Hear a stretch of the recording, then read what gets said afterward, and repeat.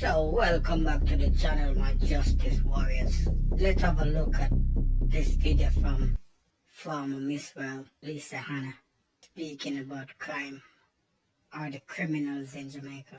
You know, listening to this lady, she sounds more like the Jamaican Prime Minister than the Prime Minister himself. Compassion, thinking about the Jamaican people, what they're going through, the trauma. So let's go and watch this short video. It's about 5 minutes long from her, and give your feedback. That's it.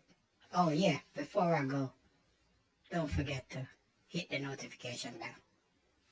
When the Prime Minister saw my face when he was making the statement, he realized I was frustrated. And I think all of us are frustrated in here because it feels like an echo chamber at this point, because we come here so often to decry, bemoan, and pay condolences to victims of violent crimes. But the situation is even more dire. I mean, there was about 3 weeks ago, during the week, 32 Jamaicans were murdered. And if you look at the international benchmark of what a civil war is, it is 30 per 100,000. Member, you're now venturing into other areas. No, Madam Speaker, I'm not. The reason why I mentioned that, and it is really 52, we're at 52 murders per 100,000 in Jamaica. Prime Minister, the reason why I mention it is this. We often come to Parliament to talk about laws, Bail Act, Firearms Act. And Madam Speaker, the reason why I mention the statistics, and if the Minister of Information, I believe, would allow the Speaker to hear, there is a real form of post-traumatic stress disorder that our children are facing in this country. And psychiatrists will tell you that if children are exposed to enough trauma, they develop psychoses, they develop paranoia, they develop mental illnesses where they get hallucinations and delusions. And sometimes those become permanent in their early 20s.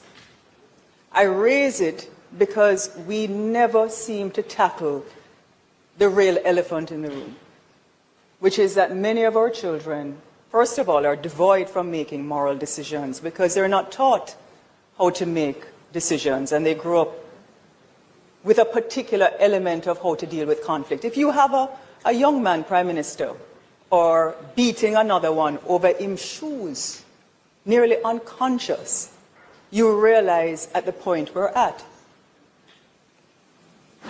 I grieve for this country. All of us do. Because even though we have and we believe that we are safe, we could be in a situation where a gunshot is fired and we get caught in the crossfire. Buju Banton have a song where it says, step up. And it is, you know, solid composure, youth, your head can't sick. Woman and picnic still off limits. That no longer exists in Jamaica. Everybody going to get mowed down. Once they feel that you've done something to them, we are at a mental illness crossroads in this country. Never before am I witnessing the kinds of crimes, violent crimes, sick crimes, contract killings. It is almost a den of destruction that we're living in. And so, Prime Minister, every time a child is killed, are we going to come here? I've said before, you have a committee, you have a commission that is looking at some of the socio-economic, socio-cultural, mental health issues. It has Dr. Maureen Sams-Vaughan, Dr. Herbert Gale. It is a bipartisan commission. You've established it. The committee needs to hurry up with its work. There are preventative measures that need to be put in place. And I'm asking you, I don't want to come back here. If it means, and I've said before, Madam Speaker, can we all even have a joint, can we come to Parliament for one day as parliamentarians and try and sift through all of the different elements that we must do?